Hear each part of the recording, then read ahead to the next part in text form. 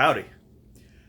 So, in this focus on sanctification and the idea that the Lord is the one who sanctifies, what I wanted to do is to focus on a personal experience, an anecdote. And this one was what I initially thought was my very, very first sin.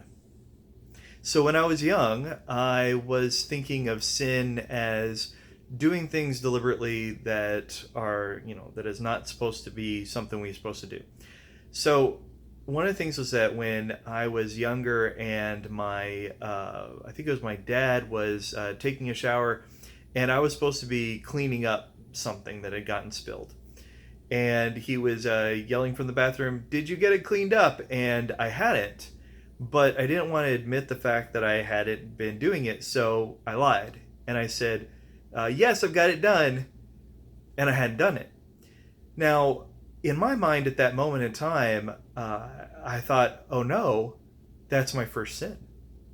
Now, obviously, it was a pretty naive way of looking at what sin is, but at that moment in time, I felt devastated because up to that point, I thought, well, I haven't caused Jesus to have to die for me. So, Jesus must, be happy the fact that I haven't done any sins that he has to die for. And then I realized that I had committed my first sin, and I thought, oh no, now that's one that Jesus is going to have to pay for.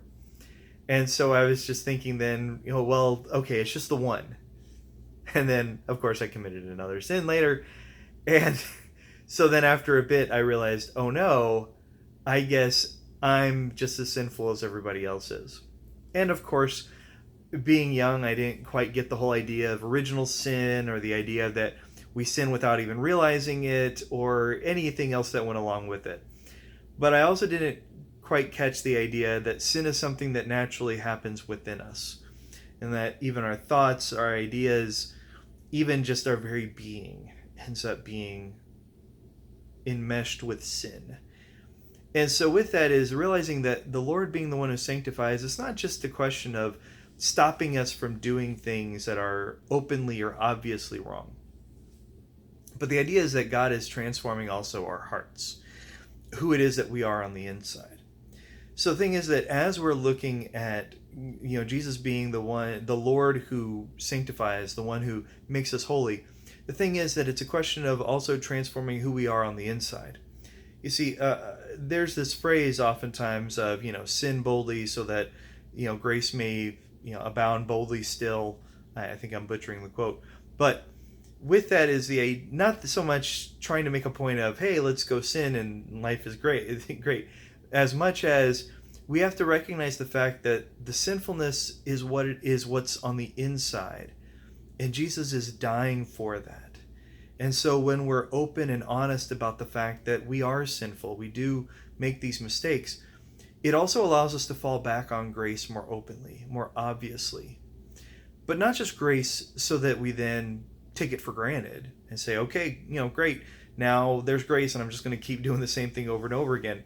But rather knowing that as he is changing us, as God is molding us and shaping us, we will make mistakes. We will falter. We will fall short of the glory of God. But that doesn't mean that then God hasn't made any progress with us. It doesn't mean that we are then failures. It just means that we continue on that journey of being shaped and molded. So as we're learning, as we're thinking about who it is that God is and how it is that his son has come for us and has shown us a better way, realizing that we are still going to stumble along that path. But it's not so that we can just take each mistake and then kind of hold it against ourselves. But rather is to be able to look at it and say, you know what? I did mess up in that regard. I am flawed. I am imperfect. What of it? Because I am saved by grace. And this process of sanctification, it's going to take my entire life. And that's okay. Because I'm grateful to be spending my entire life learning and growing and being shaped and changed. And so then someday, whenever Jesus comes back, and we can look him in the eye, we can say, thank you for giving me everything. And while what I have to offer you pales in comparison, I give it to you with my whole heart.